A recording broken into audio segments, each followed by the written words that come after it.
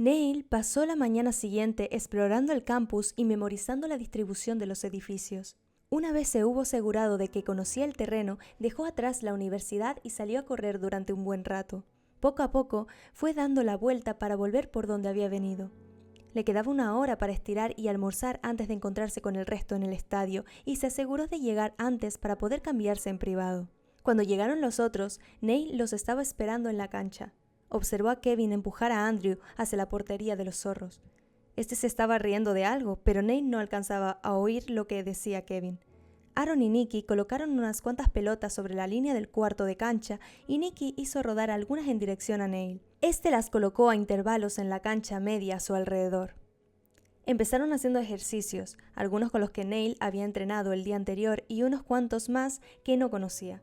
Fueron subiendo gradualmente de dificultad y Neil torció un poco el gesto a medida que Andrew desviaba cada tiro que le lanzaba.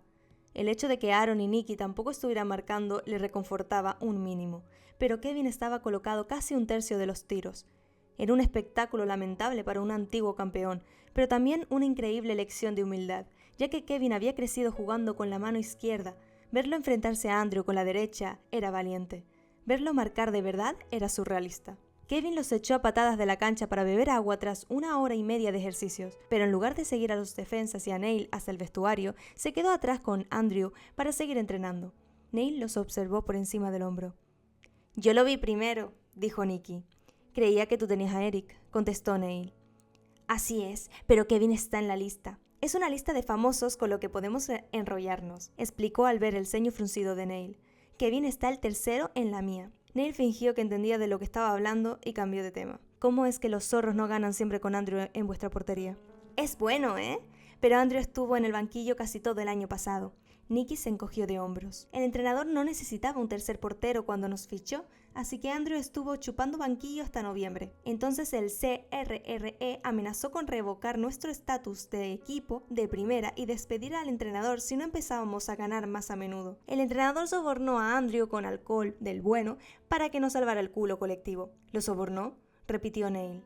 «Andrew es bueno», dijo Nicky una vez más, «pero no es que le importe mucho si perdemos o ganamos. Si quieres que se interese, tienes que darle un incentivo. No se puede jugar así sin que te importe el resultado. Ahora pareces Kevin. Acabarás dándote cuenta por las malas, igual que él. Kevin le ha dado mucho la lata a Andrew esta primavera», dijo Nicky mientras entraban en el vestuario.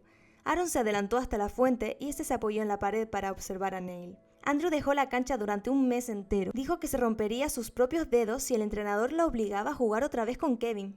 La idea de Andrew destruyendo su propio talento a propósito hizo que se le encogiera el corazón. Pero ahora está jugando. Nicky le dio un par de sorbos rápidos a la fuente en cuanto Aaron se apartó y se secó la boca con la mano. Solo porque Kevin también juega. Kevin volvió a la cancha con una raqueta en la mano derecha y Andrew no tardó en seguirle. Hasta ese momento se llevaban a matar. Ahora míralos.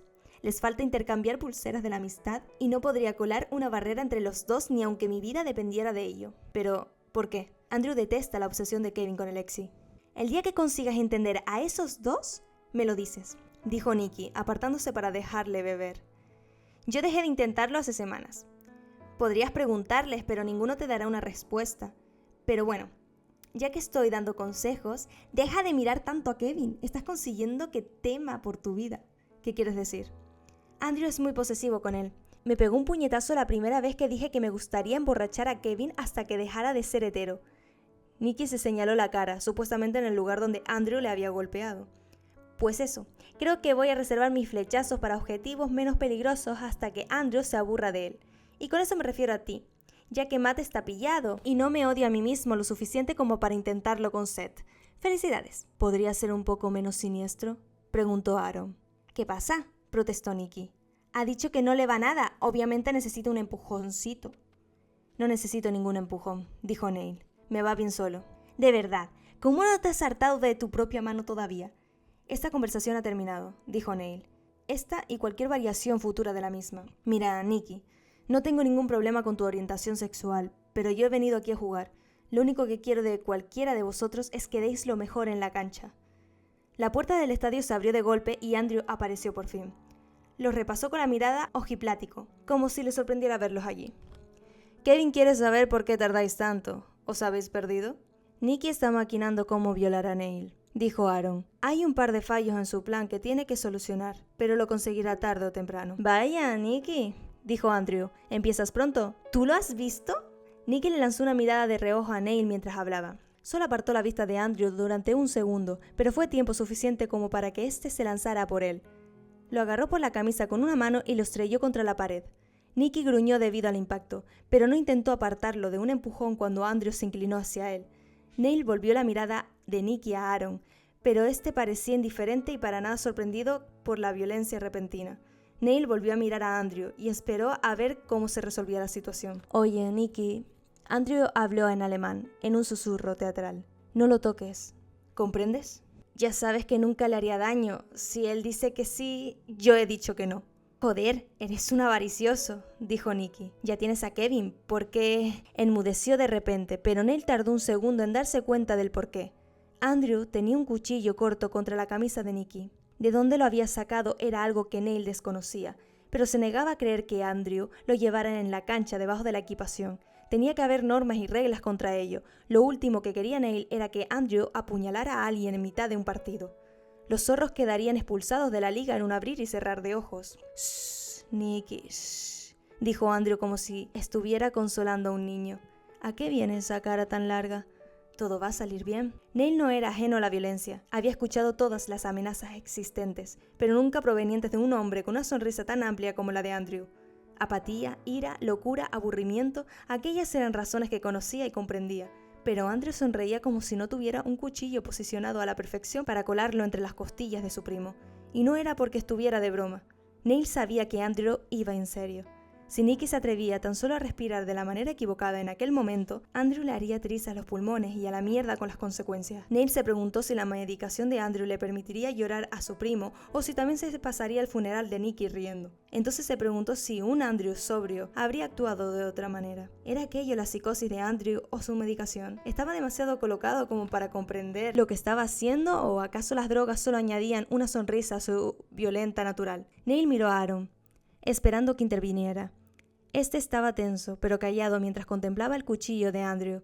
Le concedió otro segundo, pero no podía esperar eternamente. No había forma de saber qué desataría al final a Andrew y no quería averiguarlo. «Oye», dijo mirando de nuevo a Andrew. «Ya basta. Calla», dijo Nicky en su idioma, apenas más alto que un susurro. «Calla, no pasa nada». «Oye», insistió Neil, ignorándolo, pero no sabía muy bien qué decir. Poner en duda su conducta o decirle que se estaba marcando un farol acabarían con Nicky en el hospital. No podía fingir aceptar las insinuaciones de Nicky solo para calmar a Andrew. Lo que necesitaba era una distracción, algo más importante para Andrew que Nicky. Eso solo le dejaba con una cosa, al menos que Neil supiera. Una persona, mejor dicho. «¿Vamos a jugar o no?», dijo.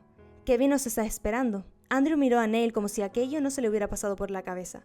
«Oh, tienes razón. Vamos o no se callará nunca». Andrew soltó a Nicky y se dio la vuelta. El cuchillo desapareció bajo las protecciones antes de que llegara a la puerta. Aaron le apretó el hombro a Nicky al pasar junto a él. Este parecía alterado mientras observaba alejarse a los gemelos. Pero entonces se dio cuenta de que Neil lo estaba observando y se recuperó con una sonrisa que Neil no se creyó en absoluto. «Ahora que lo pienso, no eres para nada mi tipo», dijo Nicky cuando la puerta se cerró tras sus primos. «¿Quieres beber más antes de volver a la cancha para la segunda ronda?» «Eso no está bien», dijo Neil, señalando la puerta. «No es nada», dijo Nicky. Neil lo agarró del brazo al pasar y lo obligó a detenerse. «No deje que se salga con la suya». Nicky lo observó durante un momento, evaluándolo. Su sonrisa se deshizo para volverse pequeña y cansada. «Ay, Neil, no pongas las cosas difíciles». Se libró de su agarre y lo empujó suavemente hacia la puerta. «Mira, Andrew está un poco loco. Tus límites no son los suyos, así que puedes montar un pollo cuando se pase de la raya, pero nunca vas a conseguir que comprenda que ha hecho algo malo. Y lo que es más, nunca conseguirás que le importe, así que no te interpongas en su camino». «Se comporta así porque le dejáis», dijo Neil. «Nos está poniendo en riesgo a todos». «Ha sido culpa mía». Nicky abrió la puerta y esperó a que Neil saliera antes que él. «Dije algo que no debería haber dicho y recibí mi merecido». Neil no estaba convencido, pero no podía exigir más explicaciones sobre una discusión que había ocurrido en alemán, por lo que se dirigió hacia la cancha interior.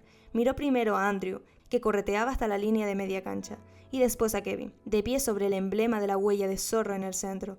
Aaron estaba en la puerta, esperando a Nikki y a Neil, y los tres entraron juntos en la cancha. Kevin apenas esperó a que llegaran hasta él antes de dividirlos, señalándolos con los dedos. Aaron conmigo. Nikki y Andrew, os toca el niño. Partido de entrenamiento, 2 contra 2, con portería del equipo visitante vacía. No soy un niño, dijo Neil. Solo eres 1 año mayor que yo. 2, en realidad. Pero no iba a decirle que había mentido tanto sobre su edad como sobre su cumpleaños. Kevin lo ignoró, pero Nikki dijo: Andrew no debería ir contigo y con Aaron, así Neil puede practicar contra él. La sugerencia pareció aburrir a Kevin. Si creyera que puede llegar hasta la portería, lo habría organizado así. Uy, eso en mi barrio significa pelea, dijo Nikki con una sonrisa dirigida a Neil. Dale duro, chaval. Solo eran 5, pero se colocaron como si tuvieran 2 equipos completos. Neil y Kevin se abrieron en la línea de media cancha. Nikki en el primer cuarto y Aaron en el cuarto extremo. Andrew hizo el saque desde su lugar en la portería y lanzó la pelota a la otra punta de la cancha. En cuanto Neil oyó el crujido de la raqueta de Andrew, entró en acción, avanzando antes de que Aaron pudiera cortarle el paso. Kevin debería haber hecho lo mismo y haber avanzado por la cancha hacia Nikki, pero se mantuvo en la línea de media cancha. De la misma manera, Aaron dejó que el rebote le pasara de largo. Neil no se detuvo a pensar en ello e interceptó la pelota en el aire. Solo tuvo posesión durante 2 segundos antes de que Kevin apareciera de la nada. Este hizo chocar las 2 raquetas con tanta fuerza que la pelota salió volando en una dirección y la raqueta de Neil en la otra. Neil maldijo el dolor afilado que le subió por los brazos. «Cuéntalos», dijo Kevin antes de ir a por la pelota. Neil recogió su palo como pudo y se apresuró a seguirle, pero la ventaja que tenía era demasiada. Nikki trató de deshacerse de Kevin, pero este hizo una finta y marcó apenas unos segundos después. Andrew, que debería haber estado protegiendo su portería, estaba usando su enorme raqueta para apoyarse en ella. Echó una mirada por encima del hombro mientras las líneas de la portería se iluminaban en rojo, pero no reaccionó de ninguna otra manera. «Al menos podrías intentarlo», dijo Kevin. Andrew se lo pensó. «Sí que podría», dijo. «Quizás la próxima vez».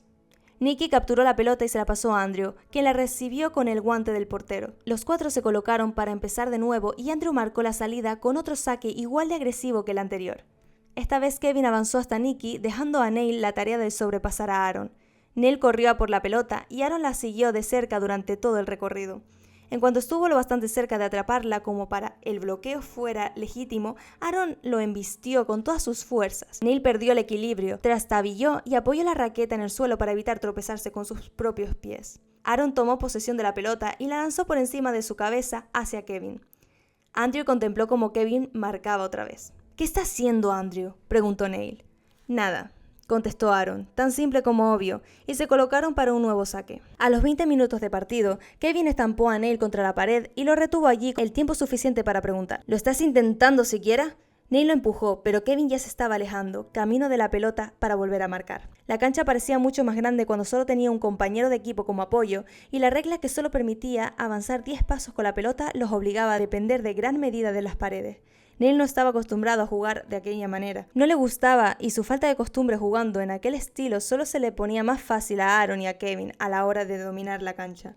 Cada ronda obligaba a Neil a esforzarse más, a ir más rápido, pero aquello no era Millport. Su experiencia de cuando era niño y su velocidad no eran suficientes a la hora de enfrentarse a atletas de aquel calibre. A lo largo del partido, Neil se sintió frustrado, maravillado y frustrado de nuevo. Consiguió marcar un par de veces, pero sus tantos parecían no tener valor sin un portero al que enfrentarse. Tras 40 minutos, Kevin les ordenó de golpe que se detuvieran y señaló a los defensas con la raqueta. «¡Fuera! ¡Los 2! ¡Fuera de aquí ahora mismo!». «Gracias a Dios», dijo Nikki y salió corriendo hacia la puerta. Kevin esperó a que Aaron la hubiera cerrado tras de sí. Entonces agarró la reja frontal del casco de Neil y lo arrastró hasta la portería de Andrew. Este pareció interesarse por fin por lo que estaba sucediendo y se enderezó. Kevin lo soltó cuando Neil estuvo colocado sobre la huella de zorro que marcaba la línea de penalti. «¡Pelota!», dijo y Andrew le pasó una. Kevin la apretó contra el pecho de Neil hasta que éste la agarró. «Tú, quédate aquí y tira a puerta hasta que Andrew se canse. Igual consigues marcar una vez». «Ay, no», rió Andrew. «Esto no va a acabar bien». Kevin se dio la vuelta y se marchó, cerrando de un portazo. Neil recogió el cubo de pelotas de la esquina norte de la cancha, donde la había colocado durante el partido de entrenamiento. Lo puso en la línea de primer cuarto y regresó a la de penalti para el primer tiro a puerta. Andrew, que no había movido ni un dedo para evitar que Kevin marcara, no tuvo la misma consideración con Neil. Hizo un barrido en el aire con su inmensa raqueta y le dio a la pelota con tanta fuerza que Neil la oyó rebotar a sus espaldas contra la pared opuesta de la cancha. Miró por encima del hombro, luego tomó una pelota del cubo y lo volvió a intentar. Después de aquello, Neil perdió la noción del tiempo. Los golpes de raqueta y los minutos se mezclaban en un batiburrillo agotador. Siguió lanzando mucho después de que los brazos empezaran a arderle, porque no sabía cómo parar. Con el tiempo el dolor desapareció y fue reemplazado por un pesado entumecimiento. Sabía que Andrew debía estar cansado a estas alturas. Su raqueta era increíblemente pesada y la estaba utilizando con tanta fuerza que parecía que quería conseguir un home run con cada golpe, pero el portero ni siquiera bajó el ritmo. Supo que se había pasado cuando tiró y la raqueta le salió disparada de las manos. Andrew se rió mientras repiqueteaba contra el suelo y se deslizaba hacia la portería. Golpeó la pelota de vuelta hacia Neil, y este no tenía su raqueta para defenderse. Levantó los brazos para protegerse la cara de forma instintiva, pero sintió el golpe en los antebrazos e incluso con las muñequeras. Retrocedió un paso debido al impacto y fulminó a Andrew con la mirada. «Venga», dijo Andrew. «Tic-tac, no tengo todo el día». Neil sabía que no era buena idea, pero fue a por la raqueta de todas formas. Recogerla del suelo le dolió y, cuando intentó elevarla lo suficiente como para tirar, el brazo derecho sufrió un espasmo punzante y se le escapó de las manos. El palo impactó contra la cancha a sus pies. «Oh, no», dijo Andrew. «Creo que Neil tiene problemas». Neil se agachó y alargó la mano hacia la raqueta. Sentía como si los músculos se le estuvieran deshaciendo por dentro, enredándose en bolas apretadas alrededor del codo y la muñeca, pero rodeó el palo con los dedos y lo levantó. Andrew plantó su raqueta en el suelo y apoyó ambos brazos sobre ella, esperando y observando cómo Neil intentaba otro tiro a puerta como un tonto. Solo consiguió alzar la raqueta hasta la altura del hombro antes de que se le cayera otra vez. La pelota se alejó rodando, inofensiva. «¿Puedes o no?», preguntó Andrew. La derrota era un sabor amargo. Agachado junto a su raqueta. Se acabó.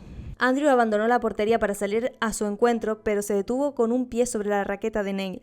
Este intentó tirar de ella, pero no tenía fuerza suficiente. Sus intentos de empujar a Andrew para que se apartara tuvieron aún menos éxito, y el dolor era tan fuerte que la vista se le resquebrajó en negro. «Apártate de mi raqueta». «Oblígame», dijo Andrew, extendiendo los brazos a modo de invitación. «Al menos, inténtalo». «No me tientes». «¿Qué palabras tan fieras para una criatura tan diminuta?», dijo Andrew. «No eres muy listo, típico de un deportista». «Hipócrita», dijo Neil. Andrew alzó los pulgares y empujó a Neil al pasar por su lado. Este intentó recuperar el equilibrio para no caerse, pero no fue capaz de aguantar su peso con la mano. Cayó de espaldas y ni siquiera intentó levantarse. Estaba demasiado cansado como para que le importara, así que se quedó allí tumbado, oyendo cómo Andrew salía de la cancha. La puerta retumbó al cerrarse tras él. Neil giró la cabeza hacia un lado y observó cómo se marchaban a través de las paredes. Una vez estuvo seguro de que se habían ido, despejó la cancha con mucho cuidado. Los brazos le palpitaban de dolor mientras se quitaba la equipación, y volver a vestirse fue casi más de lo que podía aguantar. «Joder», susurró. Hoy se había pasado, decidido a aguantar el ritmo de sus compañeros. Si no era capaz de controlarse e ir paso a paso, sería incapaz de jugar para cuando llegara agosto. Volvió a casa de Weimar corriendo, manteniendo un ritmo más lento de lo habitual, y subió hasta el 7º piso por las escaleras. La puerta estaba abierta y Weimar lo estaba esperando en el pasillo con un tarro de café molido en la mano. «Kevin me ha llamado para decirme que no estarás en la cancha mañana y que debería tenerte entretenido con vídeos de partidos anteriores. Ha dicho que te has destrozado los brazos contra Andrew. Yo le he dicho que no eras tan estúpido. ¿Cuál de los dos lleva la razón?» «Puede que me haya dejado llevar», dijo Neil. Weimar le lanzó el café. Neil lo atrapó con instinto, pero no fue capaz de mantener el agarre. Rebotó a sus pies. La tapa se abrió y el café molido se derramó. «Imbécil». Weimar avanzó hacia Neil. Retroceder ante un hombre mayor y furioso era algo tan instintivo para Neil que no se dio cuenta de que se había encogido hasta que Weimar se quedó congelado. Su rostro se tornó tan neutro que era casi escalofriante, y Neil bajó la mirada. Tuvo mucho cuidado de no perder del todo a Weimar de vista. Necesitaba poder verlo cuando se moviera de nuevo. Aguardó a que hablara. Tras un silencio frágil y eterno, se dio cuenta de que Weimar no diría nada hasta que lo hiciera él. «Lo de hoy ha sido fallo mío», murmuró Neil. «No volverá a ocurrir». Weimar no respondió. Tampoco se acercó más. Finalmente señaló el suelo frente a él. «Ven aquí». «No», dijo cuando Neil hizo el amago de recoger el desastre que había a sus pies. «Déjalo». Neil pasó por encima y se colocó delante de Weimar, a una distancia que le permitiera alcanzarle, pero por poco. Había perfeccionado aquel truco cuando era niño. Era capaz de ver los brazos de cualquiera y calcular la distancia más segura en la que dura un latido. Si tenían que moverse para golpearle, él tendría tiempo suficiente para esquivarlo. En cualquier caso, no recibiría toda la fuerza del golpe. «Mírame», dijo Weimar. «Ahora». Neil arrastró la mirada hacia arriba, desde el pecho de Weimar hasta su rostro. Su expresión seguía siendo demasiado neutra como para que Neil se sintiera seguro, pero sabía que no debía desviar la vista de nuevo. «Quiero que entiendas una cosa», dijo Weimar. «Soy un viejo gritón y gruñón. Me gusta vociferar y tirar cosas, pero no pego un puñetazo a no ser que algún gamberro sea lo bastante imbécil como para intentarlo conmigo primero. Nunca jamás he pegado a nadie que no me provocara y desde luego no voy a empezar contigo, ¿entendido? Neil no se lo creía, pero dijo: sí, entrenador. Lo digo en serio, insistió Weimar. No te atrevas a tenerme más miedo a mí que a Andrew. Neil podría haber dicho que el problema estaba en la edad de Weimar, pero no creía que el entrenador quisiera escucharlo. Era un problema sin solución.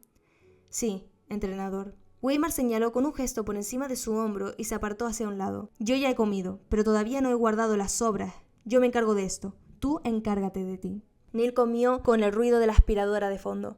Para cuando hubo terminado, Weimar estaba ya en su despacho y él se fue al sofá temprano. Quería sacar su bolsa y revisar el archivador, pero no quería importunar a Weimar, así que contempló el techo hasta quedarse dormido por fin. Tardó 2 semanas en decidir que nunca sería capaz de cumplir las expectativas de Kevin. La cosa estaba tan mal que empezó a ver su mirada fría de decepción cada vez que cerraba los ojos. La mitad de las veces no sabía en qué se estaba equivocando y la otra mitad no podía hacer nada para cambiarlo. Podía correr 1 kilómetro en menos tiempo que cualquiera, pero ellos eran mejores y más fuertes. Kevin sabía que no tenía experiencia, pero no le pasaba ni una.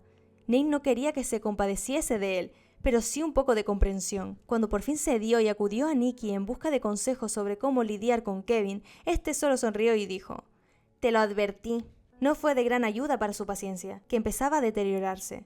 Por suerte, la rabia que sentía hacia sí mismo y el odio hacia los entrenamientos cargados de condescendencia de Kevin significaba que no le quedaba tiempo o energía para sentir miedo. Llevaba 2 semanas jugando con aquel grupo disfuncional y Kevin aún no daba muestras de reconocerlo. Lo único que le importaban eran las carencias de Neil en la cancha, que, al parecer, eran más cada día que pasaba. Las 2 semanas de críticas despectivas y comentarios maleducados afectaron a su propósito de no pasarse. No importaba si volvía a destrozarse los brazos, si eso significaba que Kevin iba a dejar de darle la vara como si fuera un parvulito incompetente. El Exi era lo único que existía. Desde que salía a correr temprano por las mañanas, durante las horas de gimnasio, los partidos de entrenamiento de por la tarde, hasta que salía a correr un recorrido aún más largo por las noches antes de cenar. Le daba varias vueltas al campus y subía y bajaba las escaleras del estadio. No importaba lo que hiciera, seguía siendo demasiado lento y por las noches se iba a dormir tan dolorido que apenas era capaz de ponerse el pijama. A comienzos de la 3ª semana ya ni siquiera podía conciliar el sueño, demasiado ocupado analizando los errores que había cometido durante el día. Una noche, frustrado, apartó las mantas y salió del apartamento. Fuera era noche cerrada, probablemente alrededor de las 2 de la madrugada, y hacía el frío justo como para reconsiderar el no haberse cambiado de pantalones. Calentó a toda prisa mientras se dirigía a la universidad.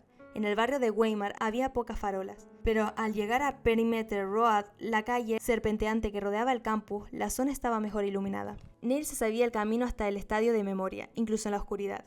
Como siempre, había un par de coches en el aparcamiento y creyó ver la figura de un guardia de seguridad paseando por el contiguo. Tecleó el código de la entrada de los zorros, abrió la puerta y se quedó congelado con la mano a medio camino del interruptor. Las luces ya estaban encendidas. Recordó de pronto haber pasado junto al coche de los primos. Estaba tan acostumbrado a verlo allí cuando quedaban para entrenar que no le había extrañado. Frunció el ceño mirando por encima del hombro y se preguntó si Weimar lo había escuchado marcharse y había llamado a los otros para que se aseguraran de que estaba bien. Cerró la puerta y correteó hasta el vestuario. Miró en todas las habitaciones, pero no había rastro de nadie. Estiró en la sala de la televisión antes de abrirse camino hasta la puerta del fondo. Oyó el sonido de una pelota rebotar contra la pared, pero con las gradas que se alzaban a ambos lados del túnel de entrada de los zorros, no pudo ver por qué parte de la cancha estaban los otros. Casi había llegado al círculo interno cuando vio a Kevin. Estaba a solas en el primer cuarto con un cubo de pelotas y las estaba lanzando de manera reiterada sin parar contra la pared. Neil lo observó en silencio, confundido por aquel ejercicio tan extraño. Tras una docena de tiros, por fin se dio cuenta de que estaba intentando hacerlas rebotar todas en el mismo punto. Estaba entrenando la puntería de su mano derecha. Contemplar cómo Kevin se marchaba de madrugada, feroz y despiadado, casi consiguió que Neil lo perdonara. Kevin se exigía más a sí mismo que a cualquiera de ellos. Establecía un objetivo extremadamente alto e intentaba alcanzarlo con todas sus fuerzas, y no comprendía que todo el mundo no hiciese lo mismo. Neil observaba a Kevin, pero no tardó en darse cuenta de que alguien lo estaba observando a él. No necesitó girarse para saber de quién se trataba. La intensidad de su mirada era tan pesada que le puso los pelos de punta. No se giró para ver dónde estaba Andrew, pero alzó la voz lo suficiente como para ser escuchado. ¿No juegas con él? No, dijo Andrew a su izquierda. Neil esperó, pero el otro no dio más explicaciones. Creo que sería bueno para él si lo hicieras. ¿Y? Neil se giró despacio, arrastrando la mirada sobre el banquillo vacío hasta los asientos colocados tras él. Andrew estaba sentado en la primera escalera, a unos 10 escalones del suelo, la vista fija en él. La expresión vacía en su rostro era inesperada. Hacía semanas que no lo veía sobrio y se había acostumbrado a la manía dedicada de Andrew. Estuvo a punto de acusarle de quebrantar la condicional cuando recordó la hora que era. Lo más probable era que hubiera pausado la medicación para poder dormir. Más interesantes que la actitud apacible de Andrew eran su camiseta suelta y sus pantalones de chándal. Cuando había recogido a Neil del aeropuerto llevaba manga larga y desde entonces solo lo había visto con la equipación puesta. Ahora, sin las sombreras abultadas y los guantes de por medio, podía ver por fin sus accesorios distintivos, unas bandas negras que iban desde la muñeca hasta el codo. Según decían, era una broma sarcástica para ayudar a la gente a distinguir a los gemelos. Neil no tenía ni idea de por qué las llevaba puestas en plena noche. No hubo necesidad de preguntar. Andrew sabía hacia dónde estaba mirando. Metió 2 dedos bajo la banda en el brazo contrario y sacó un cuchillo largo y esbelto. Las luces del techo se reflejaron en el metal mientras volvía a ocultarlo bajo la tela negra unos segundos más tarde. ¿Estás intentando suicidarte lentamente o de verdad tienes fundas cosidas por dentro?, preguntó Neil. Sí. ¿Ese no es el cuchillo con el que amenazaste a Nikki? ¿Cuántos llevas encima? Lo suficientes, dijo Andrew. ¿Y qué ocurrirá cuando un árbitro te pille con un arma en la cancha? Supongo que algo más serio que una tarjeta roja. Probablemente te arrestarían y puede que incluso expulsaran al equipo hasta que decidieran que pueden volver a confiar en nosotros. ¿Y entonces qué? ¿Sería una desgracia?, dijo Andrew con total seriedad. ¿Por qué odias tanto este deporte? Andrew suspiró como si estuviese haciendo el tonto a propósito. El Exi no me importa lo suficiente como para odiarlo. Es solo un poco menos aburrido que la vida. Así que lo tolero por el momento. No lo entiendo. Ese no es mi problema. ¿No te diviertes? Alguien me hizo esa misma pregunta hace 2 años. ¿Quieres que te conteste lo mismo que a él? No. Algo tan trivial como esto no puede ser divertido. Trivial, repitió Neil. Pero tienes talento de verdad. Los halagos son aburridos y no se conseguirán nada. Expongo los hechos, sin más. Te subestimas. Podrías llegar lejos si tan solo lo intentaras. La sonrisa de Andrew era pequeña y fría. Llega tú lejos. Kevin dice que serás un campeón. Dentro de 4 años jugarás con los profesionales. En 5 estarás en la selección nacional. Se lo ha prometido al entrenador y el consejo escolar. Discutió con ellos hasta que accedieron a ficharte. ¿Qué hizo qué? Neil se le quedó mirando, el sonido de su sangre resonando en los oídos mientras intentaba encontrarle sentido a las palabras de Andrew. Tenía que estar mintiendo. Kevin no podía haber dicho aquello sobre él. Por lo que él sabía, apenas soportaba estar en la misma cancha que Neil. ¿En qué podía beneficiar a Andrew mentir sobre algo tan obvio? ¿Estaba intentando cabrearlo? Y cuando por fin consiguió que le dieran vía libre para ficharte, tú sales corriendo, dijo Andrew. Resulta curioso que alguien con tanto potencial, que se lo pasa tan bien, que podría llegar tan lejos, no quisiera tener nada que ver con todo esto. ¿Por qué será?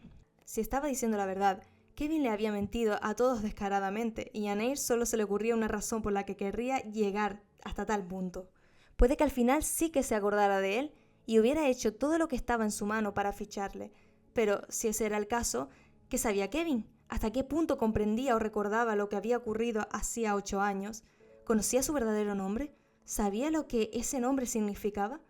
Mientes, dijo Neil por fin, porque necesitaba que fuera cierto. Kevin me odia. ¿O tú le odias a él?, dijo Andrew. No consigo decidirme. Tienes muchas incógnitas que no acaban de encajar. No soy una ecuación y aún así quiero resolverte. Neil le dio la espalda en lugar de responder. Kevin estaba recogiendo las pelotas tras haber terminado de entrenar. Cuando se dirigió hacia la puerta, Andrew se movió tras él. Neil oyó el susurro de la tela al levantarse y el golpeteo de unos zapatos contra las escaleras mientras bajaba hasta el círculo interno. «Eres un rompecabezas», dijo Andrew. «Gracias». «No, gracias a ti». Pasó junto a Neil sin mirar atrás. «Necesito un juguete nuevo con el que entretenerme». «No soy un juguete. Ya veremos». Kevin se quitó el casco en cuanto la puerta de la cancha se cerró tras él. Ignorando a Andrew, clavó la vista en Neil. Este le sostuvo la mirada, buscando la verdad en su rostro, buscando alguna explicación para las palabras de Andrew. Era imposible que Kevin hubiese escuchado su conversación desde la cancha, pero, aún así, Neil esperaba que le llamara por su verdadero nombre. «¿Qué haces aquí?», dijo Kevin en su lugar. «Quería entrenar, como si eso fuera a ayudarte». Era una bordería, pero también era exactamente lo que Neil necesitaba escuchar. Andrew había mentido. Respiró con más facilidad mientras Kevin depositaba el cubo de pelotas a sus pies. Este dejó la raqueta y el casco sobre el banquillo para poder quitarse los guantes y las muñequeras. Andrew se hizo con ellos conforme se los quitaba, colocándose los guantes bajo el brazo y enganchando los dedos de las tiras sueltas de las muñequeras. Agarró el casco de Kevin por la rejilla protectora de la parte delantera y lo observó mientras recogía su raqueta. ¿Y tú?, preguntó Kevin. Yo ya estoy listo, respondió Andrew, y echó a andar hacia los vestuarios. Neil no los observó marcharse. Se sentó en el banquillo y contempló la cancha mientras oía cómo la puerta se cerraba tras ellos. Alargó la mano y tomó una pelota del cubo, haciéndola girar entre los dedos. La selección, susurró y después sacudió la cabeza con fuerza. Apretó la pelota hasta que le dolieron los dedos, desandando sus propios pasos en su cabeza. Viajó hasta Arizona, después cruzó Nevada para llegar a California. Recordó las playas de arena negra en la costa perdida de California, donde su madre se dio al fin por vencida. Ni siquiera se había dado cuenta de la gravedad de la herida tras el encontronazo con su padre en Seattle. Había estado sangrando casi todo el camino mientras cruzaban Oregón, pero no había creído que fuera tan grave. No supo que se estaba desangrando por dentro, con el hígado y un riñón reventados y los intestinos contusionados de manera irreparable. No sabía cuándo se dio cuenta ella, si en Portland ya sabía que algo iba mal, pero no había tenido el valor de parar, o si no había visto venir la muerte hasta que cruzaron la frontera de California y empezó a perder la conciencia. Debería haber acudido al hospital, pero en lugar de eso, tomó el camino traicionero que llevaba a la costa perdida. Se detuvo a menos de 2 metros de la marea y le obligó a repetir todas las promesas que le había arrancado a lo largo de los años. No mires atrás, no te detengas, no confíes en nadie. Debes ser cualquier persona excepto tú mismo y nunca seas nadie durante mucho tiempo. Pero cuando Neil comprendió que se estaba despidiendo, era demasiado tarde. Murió luchando por una última bocanada de aire, jadeando algo que podría haber sido palabras, su nombre o simplemente terror. Neil aún era capaz de sentir sus uñas clavándole en el brazo mientras se resistía a marcharse, y el recuerdo lo sacudió de pies a cabeza. Su abdomen había estado hinchado y duro como una roca cuando la tocó, pero el sonido de la sangre seca despegándose del vinilo como si fuera velcro fue más de lo que pudo aguantar. Acabó por quemar el coche, vertiendo los bidones de gasolina de emergencia sobre los asientos para que ésta lo redujera a cenizas. No lloró cuando prendió las llamas, ni torció el gesto al sacar sus huesos mientras se enfriaban. Llenó la mochila con todo lo que quedaba de su dueña, cargó con ella durante 3 kilómetros playa abajo y la enterró a tanta profundidad como pudo. Cuando encontró de nuevo la autopista, la conmoción le había entumecido por completo y tardó otro día entero de caer de rodillas junto a la carretera y vomitar hasta el alma. De algún modo llegó a San Francisco, pero solo se quedó un día antes de dirigirse hacia Millport. Lo hizo paso a paso, kilómetro a kilómetro, día a día, porque cualquier otra cosa habría sido demasiado para él, sumido en su duelo. Neil contempló la cancha frente a él y tragó saliva una vez, 2, luchando contra las náuseas que le subían por la garganta.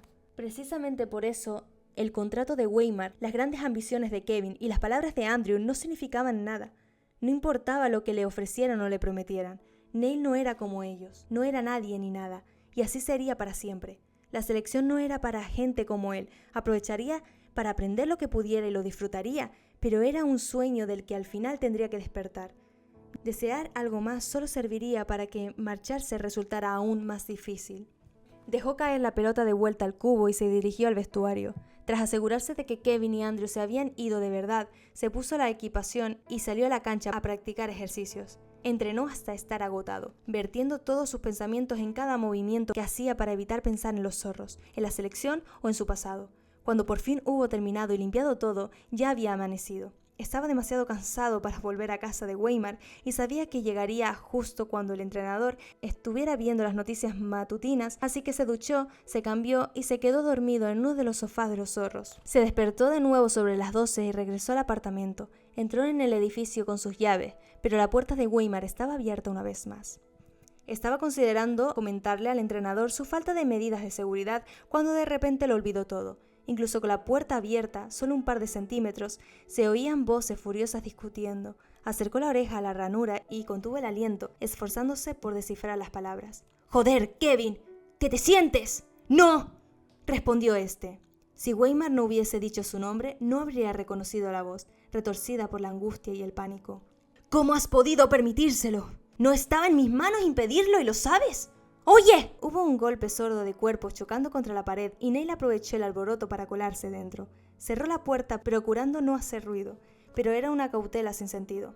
Sonaba como si Weimar y Kevin estuvieran tirando al suelo todas las posesiones del entrenador y Neil encogió el rostro al oír el estruendo de un cristal rompiéndose.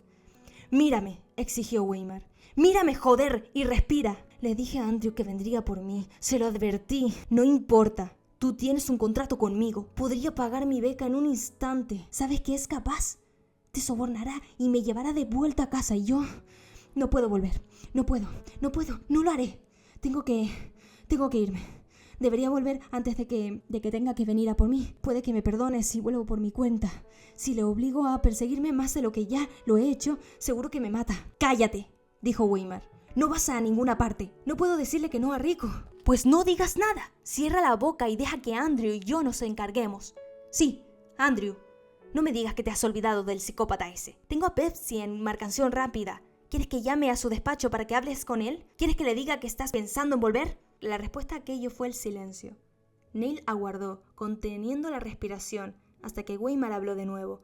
Lo hizo más bajo, pero la preocupación otorgaba a su voz un matiz más hosco que reconfortante. «No dejaré que vuelvas a ese lugar», dijo. «No hay nada que me obligue a hacerlo. Tu contrato dice que eres mío. Pueden enviar tanto dinero como quiera. Pero tú tienes que firmar para que signifique algo y no lo harás. ¿De acuerdo? Deja que Andrew y yo nos preocupemos del carapolla de Rico. Tú preocúpate de que tu juego y el equipo estén al nivel que tienen que estar. Me prometiste que conseguirías que superáramos el cuarto partido este año». «Eso fue antes», dijo Kevin abatido. «Ahora es diferente». «El CRRE nos ha dado hasta junio antes de anunciar la noticia.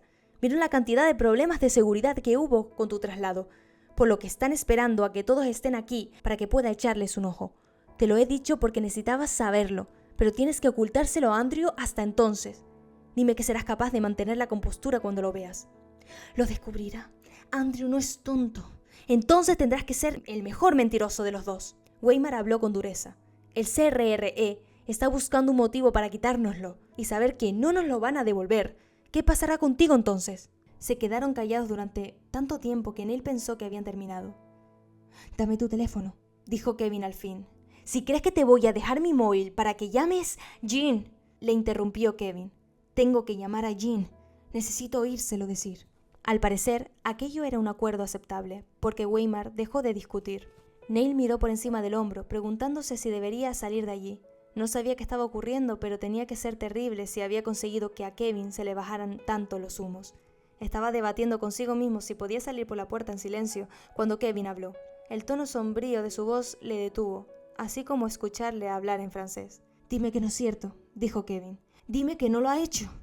Neil no podía escuchar la respuesta, pero el chasquido del teléfono al cerrarse le indicó que no era la que Kevin esperaba. El sofá crujió bajo el peso de un cuerpo, y Neil lo imaginó sentándose sobre los cojines, sumido en la desesperación. «Espérame aquí», dijo Weimar, y tras unos segundos salió al pasillo. Se sorprendió un poco al ver a Neil al final del corredor, pero no dijo nada. Desapareció por la puerta de la cocina. A aquellas alturas Neil era capaz de reconocer el sonido del armario donde Weimar guardaba el alcohol, el clic de la cerradura y el tintineo de la puerta de cristal. Regresó con una botella de vodka y fue a entregársela a Kevin. «Bebe», dijo desde donde Neil no podía verle. «Enseguida vuelvo». Salió de nuevo al pasillo. Neil señaló la puerta por encima del hombro en una pregunta muda. Ambos salieron del departamento y Weimar cerró la puerta tras ellos. Neil comprobó que no había nadie en el pasillo que pudiera escucharlos. Las demás puertas estaban cerradas. «No pensaba contárselo a nadie hasta junio», dijo Weimar. «¿Cuánto has oído?» «Kevin está teniendo una crisis nerviosa», contestó. «No sé por qué». La Edgar Allan presentó una solicitud de traslado ante el CRRE, que ha sido aprobada esta mañana. A partir del 1 de junio será oficialmente parte del Distrito del Sureste. Tardó un minuto en comprender las palabras. Cuando lo hizo, se le encogió el estómago de golpe. Ya había sido duro enfrentarse a Kevin en Arizona. ¿Cómo iba a arriesgarse a encontrarse también con Rico? El hecho de que Kevin no se acordara de él no implicaba que Rico tampoco. Neil no estaba dispuesto a descubrir si la memoria de este último era mejor que la de su hermano adoptivo. «Es imposible», dijo. «La verdad es que no lo es. Son el único equipo de EXI de la NCAA de Virginia Occidental, así que ha bastado con una votación y un par de firmas». «Es imposible», repitió Neil. «No podemos jugar contra los Cuervo. ¿Qué clase de comité enfrentaría al mejor y al peor equipo de la liga?» Uno que sabe que pueden sacarle mucho partido. El traslado de Kevin dio muchos problemas, pero también generó interés por el EXI. El CRRE quiere llevarlo hasta su conclusión natural. Kevin y Rico reunidos sobre la cancha como rivales por primera vez en la historia. No importa quién gane, son conscientes de la cantidad de publicidad y financiación que pueden conseguir con algo así. No puedo jugar contra Rico. No estoy preparado. Rico no es problema tuyo. Deja que Matt se encargue de él. Tú preocúpate de sortear a los defensas y al portero. ¿No puedes protestar? Nos están obligando a jugar un partido que todos sabemos que perderemos. Podría, pero no serviría de nada. El CRRE nunca se echa atrás, sobre todo si eso implica ir en contra de los Moriyama. Hay algo que necesitas saber. Aunque no tenía pensado contártelo todavía. Quería esperar a que estuvieras más asentado, o al menos esperaba que te hubieses familiarizado un poco más con el equipo antes de soltar la bomba. Ahora que el CRRE me ha obligado a actuar, no me quedan muchas opciones. Lo que estoy a punto de contarte es un secreto compartido. Es decir, nosotros lo sabemos. Dibujó un centro en el aire con el dedo, probablemente refiriéndose a los zorros. Pero somos los únicos. Nadie más puede saberlo, ¿comprendes? Si se descubriera la verdad, podría hacer daño a mucha gente. Podría haber muertos. Neil señaló el resto de los apartamentos por encima del hombro. ¿Qué hay de ellos? En esta planta solo estoy yo, dijo Weimar. Construyeron el bloque coincidiendo con el inicio de las obras de la madriguera. Pensaron que el equipo llegaría lejos si había gente que querría vivir en esta zona para estar cerca del estadio cuando hubiese partidos. No cumplimos con las expectativas, así que los apartamentos se quedaron vacíos. Las primeras plantas están bastante llenas y las intermedias las alquilan durante la temporada de fútbol americano, pero las dos últimas están casi desiertas. Y no puedes colarte en uno, así que ni te lo plantees. Neil dejó pasar el reproche sin decir nada. Te vas por las ramas, entrenador. Weimar cruzó los brazos sobre el pecho y le sostuvo la mirada. ¿Sabes por qué Kevin se trasladó a la estatal de Palmetto? Porque se rompió la mano. No podía jugar, así que vino aquí como asistente del entrenador. Supuse que estaba siguiendo a Andrew. Fui yo quien lo trajo, dijo Weimar. Se presentó en la habitación de mi hotel durante el banquete de invierno con la mano destrozada y cubierta de sangre. No quiso que avisáramos a los cuervos o que llamásemos al hospital, así que Abby se la vendó lo mejor que pudo y lo montamos en el autobús de vuelta a Carolina del Sur con nosotros. Eso no tiene sentido. ¿Cómo llegó hasta tu hotel desde la estación de esquí? No estaba en las montañas. Pero si se rompió la mano en un accidente esquiando. Y una mierda, dijo Weimar. No fue un accidente.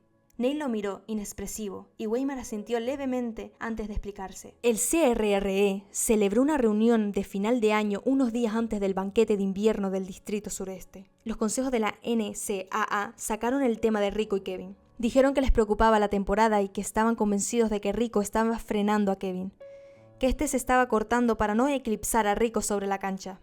Querían saber si era cosa del entrenador Moriyama. A modo de respuesta, Moriyama hizo que los dos se enfrentaran el uno al otro. Rico ganó, dijo Weimar, pero tengo la sensación de que no jugó limpio.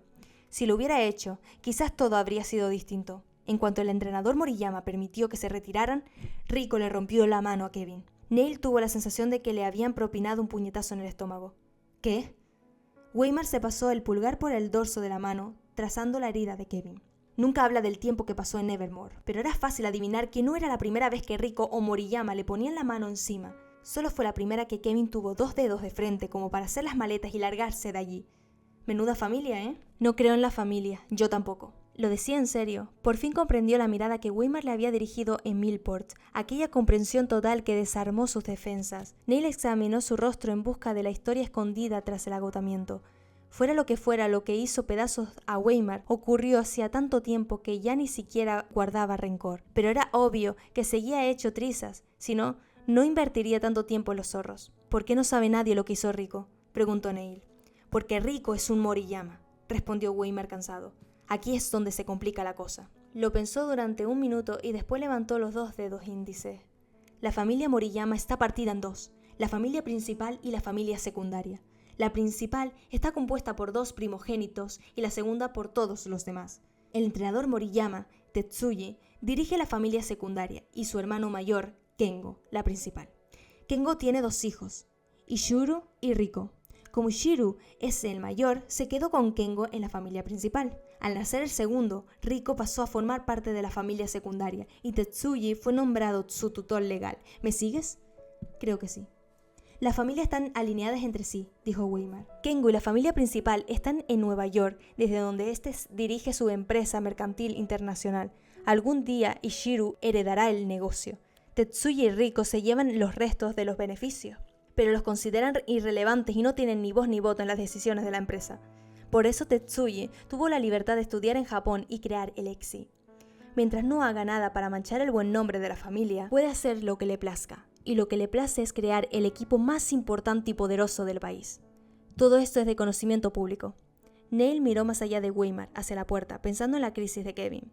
¿Y cuál es la verdad? El verdadero negocio de la familia Moriyama es el asesinato. Neil le lanzó una mirada rápida. Con una expresión sombría, Weimar levantó una mano para evitar que hiciera preguntas. Los Moriyama son un grupo de inmigrantes yakuzas. ¿Sabes lo que es el yakuza? Es la mafia japonesa. El padre de Kengo trasladó el grupo a los Estados Unidos hace un par de décadas y se instalaron en el norte. No sé todo en lo que están metidos y no quiero saberlo. Ni siquiera sé cuánto sabe Kevin, ya que su relación es con Riko y la familia secundaria. Pero se sabe que la familia principal utiliza los partidos de los cuervos como tapadera para las reuniones importantes. Con tanta gente entrando y saliendo de la Edgar Allan, es una manera práctica de reunirse con su amplia red de contactos. Tienen palcos VIPs en las plantas superiores para cerrar tratos. Son criminales, dijo Neil despacio.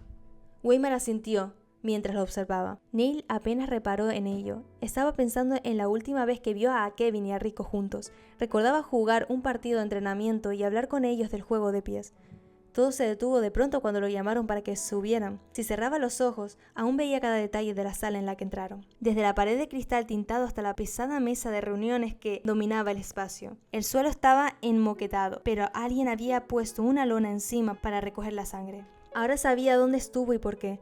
Nunca había logrado entender cómo había pasado el EXI al asesinato o por qué Kevin y Riko estaban también allí. Pero si los Moriyamas eran un grupo criminal, entonces tenía sentido. El padre de Neil trabajaba desde Baltimore y dominaba los puertos del este con puño de hierro. La frontera occidental de su territorio había coincidido con Virginia Occidental. De alguna manera, él y Tetsuya Moriyama eran vecinos y eso habría llamado la atención de Kengo. Su padre y el de Riko eran socios, por eso había permitido que Neil jugara en el estadio de la Edgar Allan. Weimar interpretó en su silencio prolongado como una muestra de miedo. Te lo estoy contando porque todos los demás conocen la historia a través de Kevin. Pero no te preocupes por la yakuza. Como ya he dicho, Kengo e Ishiru casi siempre se quedan en Nueva York y no les importa una mierda lo que hace Tetsuya y Riko. Solo nos importa porque explican lo violento y corrupto que son. Su nombre conlleva mucho poder y tienen una visión de lo más retorcida sobre el lugar que les corresponde. Y resulta que tenemos algo que les pertenece. Kevin, dijo Neil. Esperaba que lo desecharan, confirmó Weimar. Todos dijeron que Kevin jamás volvería a jugar. La Edgar Allan tuvo que rescindir su contrato universitario debido a la gravedad de la lesión y Tetsuya no opuso resistencia cuando nombré a Kevin mi asistente. Creí que estaban dispuestos a dejarle marchar, pero Tetsuya no lo acogió por caridad. Crió a Kevin para que fuera una estrella e invirtió mucho tiempo y dinero en su formación sobre la cancha. Para Tetsuya, Kevin es un activo muy valioso y cualquier beneficio que obtenga pertenece a los Moriyama por derecho. Pero Kevin está lisiado, aún tiene su fama, replicó Weimar. La cabeza le daba vueltas intentando comprenderlo todo. ¿Quiere que Kevin vuelva? Si quisiera eso lo diría. Pero Kevin no volvería, ¿no? Dijo Neil sin poder creerlo. No después de lo que hizo Riko. Weimar le dedicó una mirada de pena. Tetsuya nunca llegó a adoptar oficialmente a Kevin. ¿Sabes por qué? Porque los Moriyama no tienen el concepto de extraños o iguales. Tetsuya acogió a Kevin y se encargó de entrenarle, pero también se lo entregó a Riko, en el sentido literal de la palabra. Para ellos, Kevin no es humano, es un proyecto, una mascota con el nombre de Riko grabado en el collar. Que huyera de ellos ya es un milagro. Si Tetsuya lo llamara mañana y le dijera que volviera, lo haría. Kevin sabe lo que le haría si se negara. Le da demasiado miedo decir que no. Neil estaba seguro de que iba a vomitar. No quería escuchar ni una palabra más sobre el tema. Ya había oído suficiente. Quería salir corriendo hasta que todo empezara a tener sentido, o al menos hasta derretir el hielo en sus venas. Entonces, ¿por qué montar todo este lío para cambiar de distrito? Los Moriyamas están listos para cobrar los beneficios de su inversión, dijo Weimar. Nadie espera de verdad que Kevin se recupere, pero ha firmado con nosotros como jugador. Su arrogancia es una inspiración. Este año todavía es una estrella. Si no puede mantenerse a la altura, la afición y los críticos pasarán página y le olvidarán. Tetsuya cree que su llama se extinguirá pronto, así que tiene que aprovechar el momento. Ambos equipos van a ganar una fortuna esta temporada. Todo el mundo estará acosándonos y apostando en nuestros partidos. Habrá anuncios de televisión, merchandise y toda clase de ardides publicitarios. Tetsuya está enfrentando a Riko y a Kevin sabiendo cómo va a acabar. Pondrá toda la carne en el asador y dejará que sus cuervos nos destruyan en la cancha. Así podrá recoger los beneficios, establecer a Rico como el mejor jugador de los dos y relegar a Kevin a una vieja gloria. Neil tragó saliva. ¿Y si el entrenador Moriyama le ordenara que dejara de jugar? Weimar guardó silencio durante un minuto entero. Kevin solo fue capaz de marcharse porque Rico le rompió la mano, dijo entonces. Aquella injusticia fue la gota que colmó el vaso. Por eso me gustaría pensar que Kevin no obedecería. Pero sería igual de probable que nunca volviésemos a verle con una raqueta en la mano. Pero el día en que Kevin deje el Lexi para siempre será el día de su muerte. No tiene nada más. Le criaron para no tener nada que no sea esto, ¿comprendes? No podemos perder contra los cuervos este año. Kevin no sobreviviría. No podemos ganar, dijo Neil. Somos el peor equipo del país. Entonces es hora de dejar de ser los peores. Es hora de aprender a volar. No creerás de verdad que es posible. Si no crees que puedes, ¿qué estás haciendo aquí? Si ya hubieras tirado la toalla, no habrías firmado el contrato. Weimar se dio la vuelta, aunque no del todo. Tengo que asegurarme de que Kevin no se está cortando las venas ahí dentro. Es mejor que no te vea ahora mismo. Puedo llamar a Abby para que venga a recogerte si quieres, pasar un rato con los demás. Pero necesito que guardes el secreto hasta junio. Necesito tiempo para decidir cómo vamos a enfrentarnos a esta temporada. No diré nada, dijo Neil, retrocediendo un par de pasos. Y no te preocupes por mí. Saldré a correr o algo. Kevin seguirá sobre las 4. Andrew acaba su sesión con Betsy a esa hora, así que Nicky le recogerá de camino a la consulta. Neil asintió y se marchó, bajando las escaleras hasta la planta baja. Que Kevin pudiera recordar al chico con un asesino como padre era malo, pero aquello era aún peor. Aquello implicaba que Kevin recordara a aquel chico cuando él pertenecía a una familia igual de terrible. Neil no recordaba a los Moriyama, pero no cabía duda de que ellos sí se acordarían de él si había hecho negocios con su padre. El carnicero de Baltimore no era un hombre fácil de olvidar, como tampoco lo era su esposa, que robó $5 millones la noche que salió huyendo con el hijo del carnicero. Este no escatimó en recursos, los buscó durante años. Todos sus contactos conocerían la noticia. En algún lugar, el CRRE estaba reorganizando y finalizando un calendario que colocaba a los Moriyama en el futuro inmediato de Neil. Tenía que marcharse antes de ese partido. No había otra opción. Jugaría hasta la fecha del partido contra los Cuervos y luego huiría. Con suerte, el partido sería a finales de la temporada de otoño, de manera que su marcha no dañaría demasiado la línea de ataque del equipo. Incluso quedarse hasta entonces es una idea estúpida y suicida. Sabría que debería irse ya, antes de conocer a sus compañeros de equipo o de que la CRRE anunciara su nombre o de pisar una cancha al lado de Kevin Day. Antes parecía un riesgo asumible, ya que a ninguno de los secuaces de su padre le gustaban los deportes. La posibilidad de que uno de ellos lo viera en la televisión durante un partido era desdeñable, siempre y cuando Kevin no se acordara de él y lo delatara. Ahora que sabía quiénes eran los Moriyama y que lo estarían observando, quedarse no tenía ningún sentido. Neil había crecido preguntándose por qué Kevin y Rico estaban en aquella habitación hacía 8 años y cómo habían conseguido superarlo. Se preguntaba por qué su suerte y sus circunstancias habían sido tan distintas como para que ellos llegaran a ser estrellas internacionales, mientras que la vida de Neil se había descontrolado por completo. Los había odiado y reverenciado durante toda su vida, celoso de su éxito y desesperado porque triunfaran. Ahora parecía que había estado equivocado. Kevin tampoco había conseguido escapar. No importaban lo que hicieran o en quiénes se convirtieran. Quizás jamás lo conseguirían. Empujó la puerta de las escaleras con tanta fuerza que se estrelló contra la pared y echó a correr antes de llegar a la mitad del vestíbulo. Ya iba a toda velocidad, incluso antes de llegar a la calle, tan rápido que casi se dio bruces contra el suelo, pero no podía correr más rápido que sus pensamientos.